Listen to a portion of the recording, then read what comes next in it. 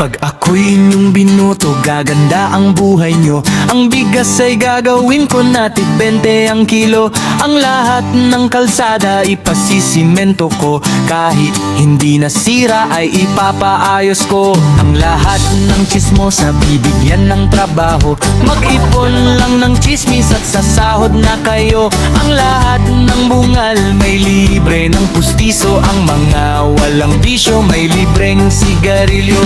Pati ang mga tambay ay pasasahurin ko. Basta huwag lang absent dyan sa tambayan ninyo. At itong mga gago at mga siraulo, gagawin ko na tagapamahala ng gulo. Pag ako ang nanalo, ayos na. Wag na! Pag ako ang nanalo, ayos na. Wag na! Pag ako ang nanalo, ang asenso sigurado. Pag ako ang nanalo, ayos na. Wag na! Huwag kayong maniwala sa kalaban kong ito. Pag ito ang nanalo, nanakawan niya kayo. Pero kung papalarin na ako ay iboto nyo, itong ating lugar gagawin kong mas bibo. Lalagyan ko ng ilaw itong ating kalsada.